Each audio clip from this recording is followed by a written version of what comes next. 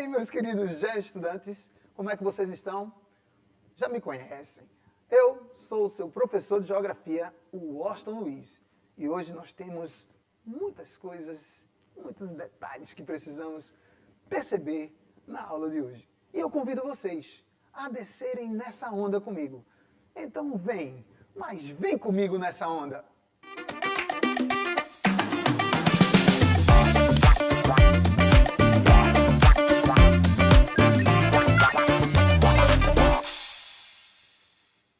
Bem, pessoal, hoje o convite é sério e a gente precisa refletir sobre muitas coisas.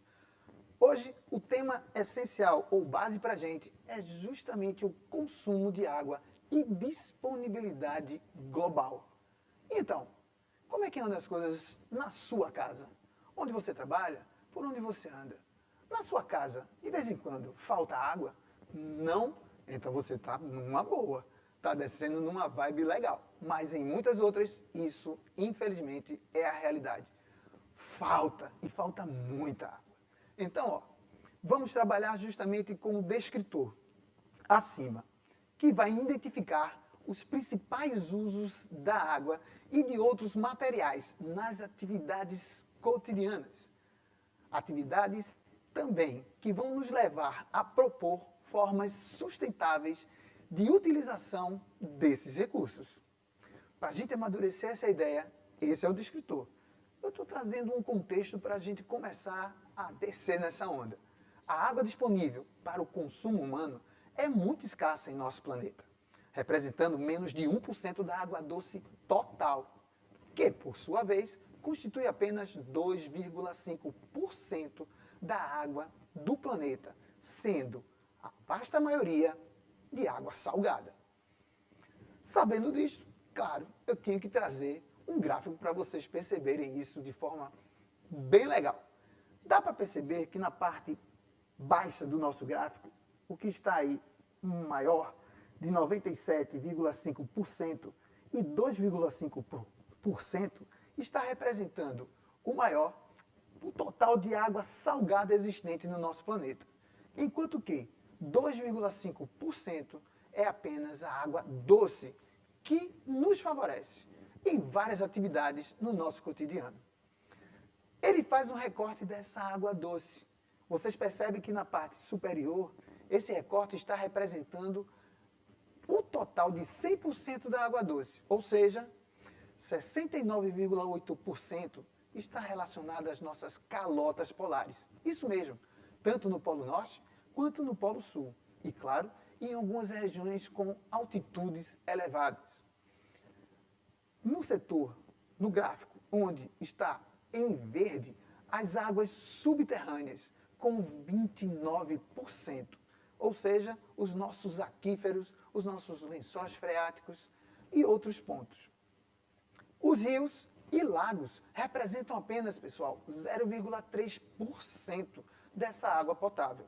E 0,9% são outros, por exemplo, do ciclo hidrológico. Sabendo disso, eu trouxe para a gente prestar atenção justamente nessa discussão. Em que nós utilizamos essa água potável mesmo? Então, ó, dá uma sacada aí. O uso da água está aumentando, especialmente por uma atividade que nós praticamos, a agricultura. E o crescimento populacional e as mudanças climáticas agravam esse estresse hídrico, aumentando a escassez e o risco de crises. Saca só, com 2,6 bilhões de pessoas sem acesso a serviços básicos de água potável, pessoal. Isso é bastante sério. Mas, uma pergunta. O que é mesmo o estresse hídrico? E de forma bem didática, eu trouxe para vocês. É uma condição em que a procura por água, por nós, por nossas necessidades básicas, ou seja, os humanos, na atividade agrícola e também industrial, supera a disponibilidade, resultando em escassez e má qualidade da água.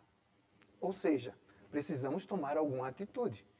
As atividades como agricultura e indústria nos ajudam muito, bastante. Mas o que é que nós fazemos quando nos falta água em nossas residências. Para isso, eu levo vocês a termos alguns pensamentos sustentáveis. De que forma? Saca só. Melhorar o acesso à água potável.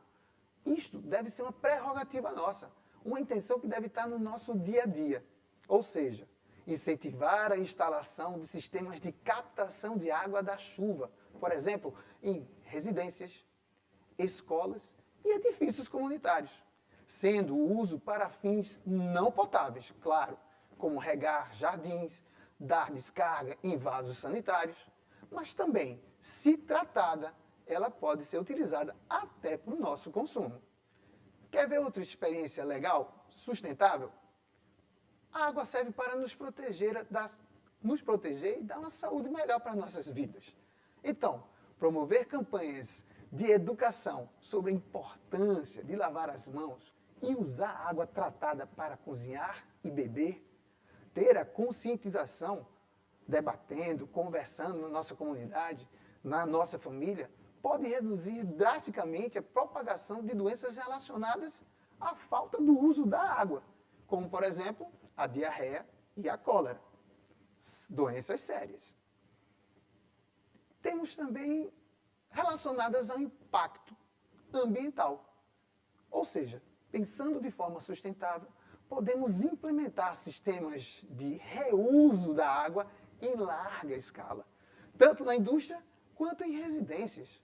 Vocês já ouviram falar sobre a água cinza? Aquela que é usada em pias e chuveiros, por exemplo, pode ser tratada e reutilizada para irrigação e uso não potáveis. Ou seja, temos muitas alternativas. Quer ver uma outra para reduzir o impacto ambiental? Saca só, na agricultura, ela não é a maior consumidora da nossa água? É onde é mais utilizada a água justamente para nos prover com alimentos? Promover a adoção, por exemplo, de tecnologias de irrigação eficientes, como a irrigação por gotejamento, que entrega a água diretamente às suas raízes nas plantas, reduzindo o desperdício por evaporação. Ou seja, não há desperdício de água, atingindo outras vegetações, sem ser aquela que realmente precisa para nós podermos produzir algo. Mas agora podemos trazer, depois desse contexto, algo mais incentivador. Os desafios das águas. Vocês topam vir comigo? Então vem, vamos descer nessa onda, como está esse pessoal aí descendo nesse barco, navegando entre as cachoeiras. Vou trazer para vocês a análise de algumas afirmações dentro do contexto que nós vimos, tá legal? Temos 4 afirmações.